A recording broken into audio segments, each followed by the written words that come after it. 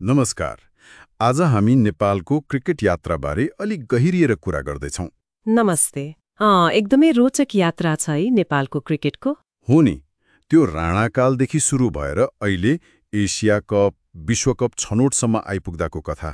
हामीले यसका लागि विभिन्न लेख अनि ऐतिहासिक कुराहरू युट्युब च्यानलका सामग्री पनि हेरेका छौँ। हो, हाम्रो लक्ष्य चाहिँ नेपाल क्रिकेटको त्यो इतिहास, खास मोडहरू, खेलाडीका सङ्घर्ष, चुनौती अनि अब के होला त भन्ने सम्भावना केलाउने हो। साँच्चै कसरी दरबारको खेल आम मान्छेमा पुग्यो अनि अन्तर्राष्ट्रिय स्तरमा छायो, त्यो सुन्दै रमाइलो छ। सुरुवातको कुरा गरौँ न त।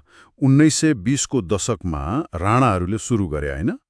तर त्यो बेला त एकदम सीमित थियो, मतलब दरबार र वरिपरिका सम्भ्रान्तहरूले मात्रै खेल्ने। अनि बल्ल 51 सालको क्रान्तिपछि, अझ खास गरी 61 सालमा नेपाल क्रिकेट सङ्घ केएन राष्ट्रिय खेलकुद परिषदमा आएपछि अलि फैलियो। हो, त्यसपछि बल्ल आम मानिसको पहुँचमा आयो अनि अन्तर्राष्ट्रिय यात्राको ढोका खुल्यो। त्यो 1988 मा आइसिसीको सम्बद्ध सदस्य अनि 1996 मा एसोसिएट सदस्य। यो त सुरुवात भयो। तर मलाई लाग्छ खास टर्निङ पोइन्ट चाहिँ 2000 को दशकको U19 टोलीको सफलता थियो। हो त, त्यो बेला पाकिस्तान, बङ्गलादेश, अझ दक्षिण अफ्रिका जस्ता ठूला टोलीलाई हराउनु सानो कुरा थिएन नि। बिल्कुल, त्यसले एउटा गजबको आत्मविश्वास जगायो, खेलाडीमा मात्र होइन सबैतिर, मतलब समर्थकहरूमा पनि। त्यसले हामी पनि सक्छौं भन्ने भयो होला है। तर त्यो बेला पाएको सफलता अनुसारको लगानी र निरन्तरता चाहिँ खै सोचे जस्तो हुन सकेन कि? तैपनि त्यसले एउटा आधार त बनायो नि सिनियर टोलीका लागि। अवश्य, त्यही जगमा त हुन् महबुब आलम जस्ता खेलाडी चम्केका। महबुब आलम, त्यो 2008 मा मोजाम्बिक विरुद्ध 10 विकेट, त्यो त अझै पनि चर्चामा छ। हो नि, त्यो पनि आइसिसी मान्यता प्राप्त खेलमा पहिलो पटक 10 विकेट, गिनिज बुकमा नाम लेखियो। त्यो अविश्वसनीय थियो। त्योभन्दा अघि पनि त 2006 मा म्यानमारलाई 10 रनमा अलआउट गर्दा 7 विकेट लिएका थिए होइन? उनको प्रदर्शन लगातार राम्रो थियो। यस्तै महिला क्रिकेटमा पनि हेर्नु न, 2019 मा अञ्जली चन्द मालदिप्स विरुद्ध बिना रन 6 विकेट, 2.1 ओभर बलिङ गरेर 2 मेडन, 0 रन 6 विकेट।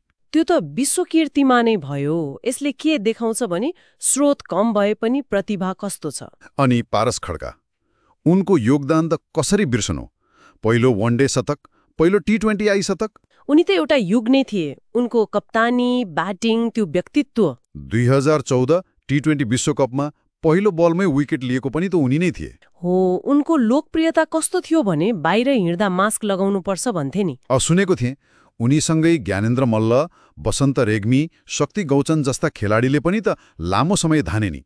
हो, उनीहरूको निरन्तरता पनि महत्त्वपूर्ण थियो। अनि पारसपछि अर्को सनसनी आयो, सन्दीप लामिछाने। सन्दीप, उनको यात्रा पनि अचम्मकै छ। पुबुदु दशानेकेले कसरी भेट्टाएका रे? संयोगवश। त्यस्तै सुनिएको थियो। अनि हेर्दा हेर्दै आइपिएल खेले, विश्वका ठूला लिग खेले, पहिलो नेपाली भए। उनले गर्दा विश्व क्रिकेटले नेपाललाई अझ चिन्यो। तर पछि त्यो 2022 मा बलात्कारको आरोप लाग्यो। हो, त्यो एकदमै दुर्भाग्यपूर्ण घटना भयो। मुद्दा अझै चलिरहेको छ र क्यानले उनलाई खेलाइरहेकोले केही विवाद पनि छँदैछ। यी व्यक्तिगत प्रतिभा सँगसँगै टोलीले पनि त ठूला उपलब्धि हासिल गर्यो, जस्तो 2014 को T20 विश्वकप। पहिलो पटक विश्वकप खेल्नु नै ठूलो कुरा थियो। त्यसमाथि हङकङ र अफगानिस्तानलाई हराउनु। तर नेट रन रेटले गर्दा सुपर 10 पुग्न सकिएन। अलिकति चुकचुकाउने खालको भयो।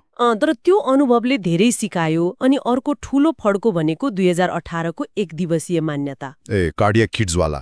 हो, लगातार अन्तिम ओभरमा पुग्ने रोमाञ्चक खेलहरू, नेदरल्यान्ड्सलाई दोस्रो खेलमा 1 रनले हराएको। त्यो मान्यता पाएपछि त झन् नियमित खेल, राम्रो अवसर आयो होला। हो, आर्थिक हिसाबले पनि केही सहज भयो।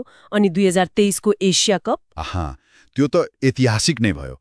भारत, पाकिस्तान जस्ता टिमसँग खेल्न पाउनु, त्यो ठूलो मञ्च थियो। खेलाडीले विश्वस्तरीय प्रतिस्पर्धाको अनुभव पाए। नेपालको प्रोफाइल पनि बढ्यो।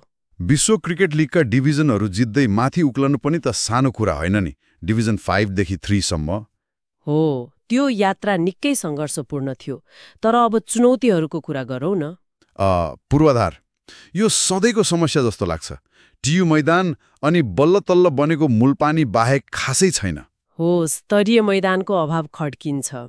अनि 2015को भूकम्पले पनि त असर गर्यो नि। त्यो बेला त झन गाह्रो भयो होला। भयो। तर पारसले भनेका थिए क्रिकेटले त्यो पीडा भुलाउन पनि मद्दत गर्यो रे। अनि अर्को ठूलो झट्का त 2016मा क्यान निलम्बन हुँदा लाग्यो नि। सरकारी हस्तक्षेप भनेर आइसिसीले निलम्बन गर्यो। त्यो 2019मा फुकुवा त भयो, तर बीचको समयमा विकासमा असर पर्यो।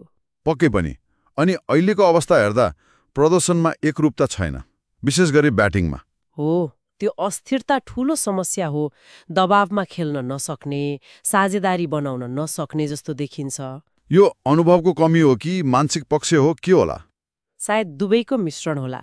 कुशल भुर्तेल, आसिफ शेख, कप्तान रोहित पौडेल जस्ता युवा खेलाडी राम्रा छन्। रोहित त ज्याप एथलिट पनि हुन्। आशा जगाउने प्रतिभाहरू छन्, तर उनीहरूलाई निरन्तर राम्रो गर्न सक्ने बनाउनु पर्यो। सही हो। अनि महिला टोलीलाई पनि बिर्सनु भएन। 2007 देखि अन्तर्राष्ट्रिय खेल्न थालेर 2018 देखि T20I मान्यता पाएर उनीहरू पनि अघि बढिरहेका छन्। हो त। समग्रमा हेर्दा नेपालको क्रिकेट यात्रा साँच्चै उतार चढाउले भरिएको छ। राणाहरूको शौकबाट सुरु भएर कति बाधा अभाव झेल्दै आज राष्ट्रिय एकताको प्रतीक बनेको छ। एकदम।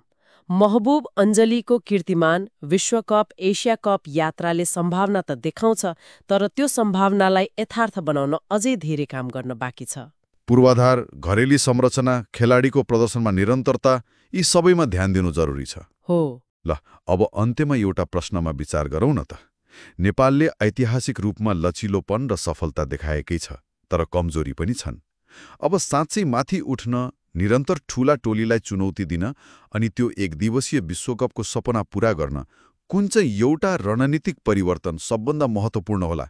प्रशिक्षणमा सुधार, पूर्वाधारमा क्रान्ति, कि खेलाडी विकासको कुनै नयाँ मोडल? यसमा सोच